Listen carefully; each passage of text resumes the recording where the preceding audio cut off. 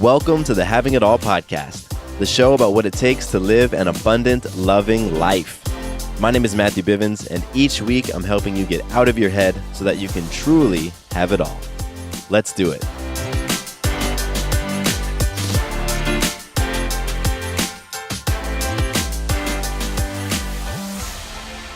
What's going on, everybody? Matthew Bivens here, and welcome to the podcast. I'm pumped that you're here hanging out with me, and if this is your first time, welcome. I'm hoping that you get some power, some encouragement, some tools, some juice from this conversation. And if it's not your first time, then welcome back. Happy to have you here. Today's episode is all about commitments and exploring the role that emotions play in helping us to keep our commitments. And it's inspired by this fast that I'm currently doing. So for a few years, I was fasting once a week. Every Monday, I would do a juice fast. And so I would stop eating Sunday night, dinner time, and I would fast all the way until Monday at dinner time.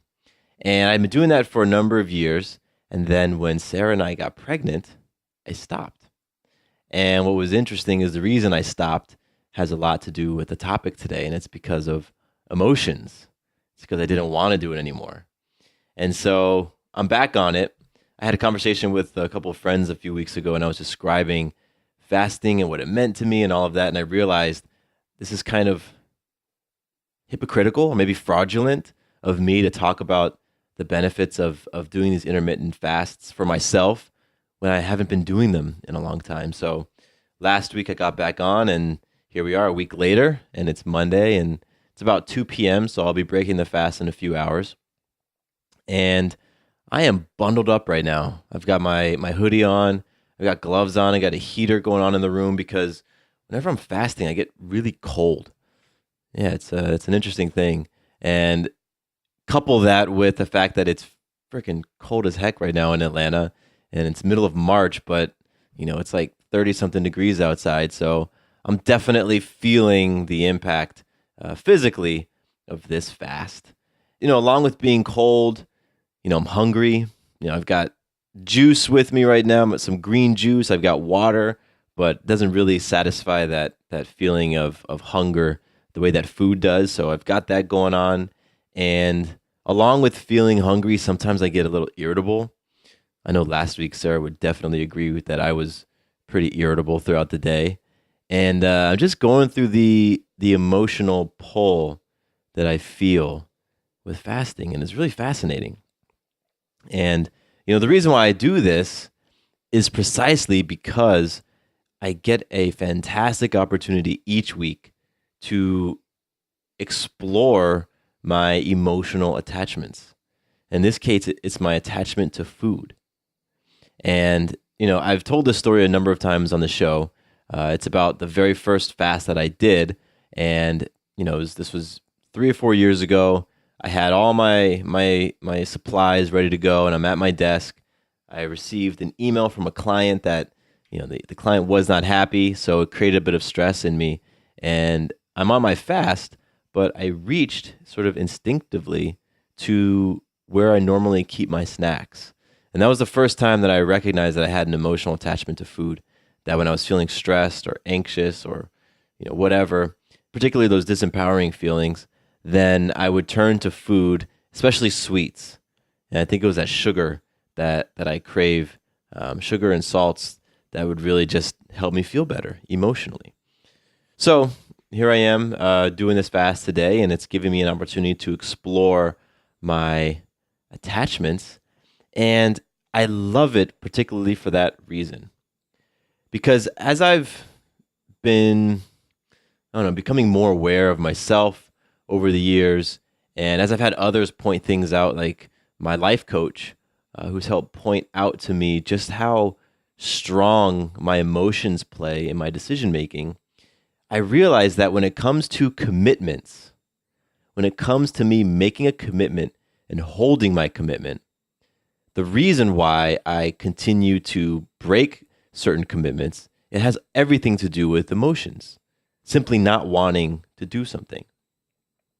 And it's funny because I'll allow myself to get frustrated when I break a commitment. Like, for example, if I tell myself that I'm going to meditate every day for a week and then I don't do it. And I get mad at myself because I'm thinking, you can't even keep a simple habit like 10-minute meditation. What's going on, man? What's wrong with you? Why can't you keep that commitment to yourself? And I would just get in this cycle of berating myself whenever I would break those commitments. Or in certain cases, I wouldn't even make a commitment because I felt that at a certain point, my emotions would kick in and I wouldn't want to do it. And so I just wouldn't make a commitment in the first place. And, I appreciate the awareness that my coach gives me, that fasting gives me around the role that my emotions play because, I understand that emotions are incredibly important. And I consider myself an emotional person. I also consider myself an emotionally aware person. And so I want to be able to use emotions when they serve me best. And so in this land of keeping commitments, emotions don't serve me. They really don't serve me too well.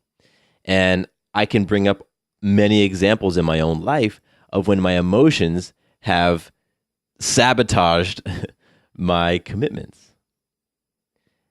And that's what I want to bring to your attention today as well.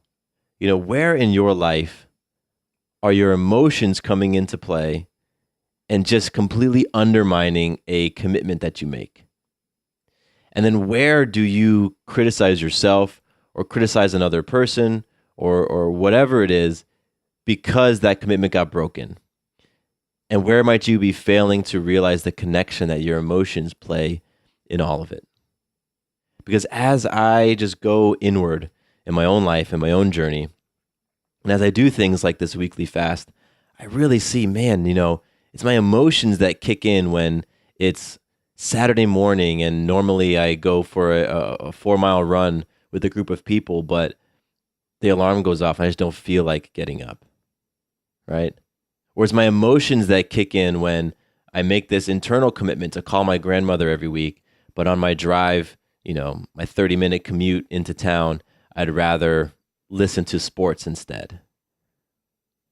Or it's my emotions that kick in when I tell myself that on my balance chart, which is the tool that I use to keep track of my habits and to create healthy habits in my life, when I tell myself that I'm going to score a 90% or above, and it's Sunday evening and I've got a 60, and that means I have to put in a lot of time to get those points, my emotions kick in and they say, you don't really need to do that.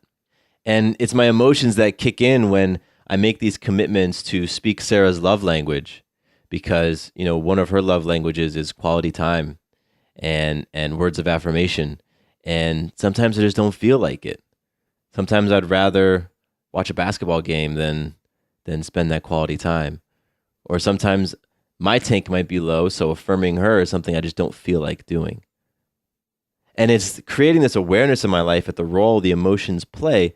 And as I do that, then I realize, okay, I can choose different than what my emotions are wanting in this moment.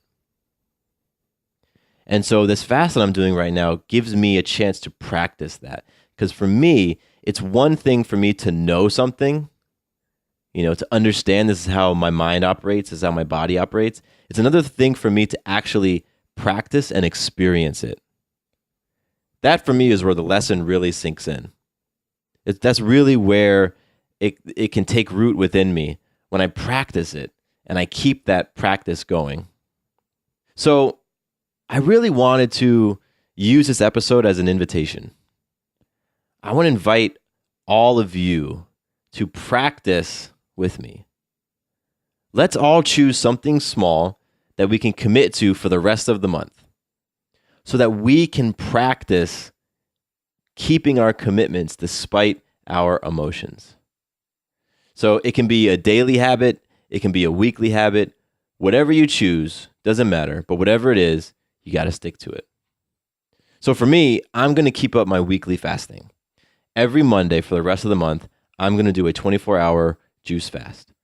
From Sunday evening to Monday evening, I'm going to be doing it. No matter how I feel, no matter what comes up for me, no matter if I have a business meeting at the most delicious restaurant in town, and they're like, oh, no, get whatever you want. Yeah, it's on me. I'm not going to give in to my emotions. I'm going to stick to this. I'm going to keep my commitment. So that's what I'm going to do. So here are some examples that can get you going. Maybe you want to do a 5-minute meditation each morning. So before you start your day, set a timer, find a quiet place, do 5 minutes of meditating. Or maybe you want to do 10 push-ups in the morning. Again, before you get going, hop out of bed, crank out 10 push-ups, boom. Or maybe at the end of the day, you want to do 5 minutes of gratitude journaling. You could also make a commitment to call a family member or call a loved one, someone you haven't spoke to in a while, and do that once a week. Or maybe you want to go for a walk outside. It's getting to be springtime. It's beautiful here in Atlanta when it's not windy and cold. And so maybe you just make a commitment to go outside every day, take a little walk around your neighborhood.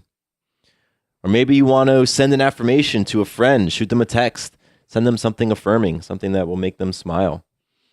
Or how about committing to go to bed earlier? Go to bed 15 minutes earlier, or wake up 15 minutes earlier. Or maybe you could spend some time reviewing your budget at the end of every week. Sarah and I do it on Sundays. Just carve out 15 minutes, sit down and just go through your numbers. Or maybe you want to be extra proactive and you want to spend 10 minutes at the beginning of your week writing down your intentions for the week. Whatever it is, doesn't matter. You choose the habit and you choose the frequency. And together, we'll do it for just this month. Because it's really about doing something small in your life that can have a big impact. What we're doing is exploring our emotions and how our emotions come into play and they create obstacles for us to keep our commitments. That's what this is about. So this is about keeping commitment to ourselves, right? And to create a little bit of accountability around this, I want you to share your commitment with me. And so if you want to share your commitment with me, you can do so in a couple of ways. First, you can email me, mattcbivens@gmail.com, or you can hit me up at Twitter. I don't think I've ever given out my Twitter handle on this show. I don't really use my Twitter a whole lot, but for this, I will monitor it. And that's at Matt Bivens, MattBivens. That's me on Twitter. And you can also, I'll give you my Instagram as well. I don't do much on Instagram either, but you can find me there. And for this month, I'll monitor it and we can connect. And that's Matthew_Bivens. So those are 3 ways to get in touch with me: email, Twitter, and Instagram. And just share with me whatever your commitment is. And I would love to be there to support you, to, act as an accountability partner for you in this practice of just holding our commitments and showing up for ourselves despite our emotions. So regardless of how you're feeling, you're going to show up. And even if the habit that you're choosing, even if the activity you're choosing is for someone else, like giving somebody a phone call or sending someone an affirmation, you still are showing up for yourself when you perform that action. Because you're telling yourself that this is important enough to me that I'm going to show up. So I'm excited about this. I'm excited to continue to explore for myself. I'm excited to see what comes up for you. And I'm looking forward to see, what we can create and flow into the rest of our year with. So please connect with me. I'd love to hear from you. And with that, we keep this episode short and sweet today. My name is Matthew Bivens, and here is to you having it all. Quick note about the Having It All podcast. I am not a doctor nor a licensed therapist. I'm a guy with a story and a passion for conscious conversation. My thoughts, opinions, and beliefs are my own. So please consult with your doctor or healthcare provider regarding any questions or issues you have related to your personal, physical, or mental health.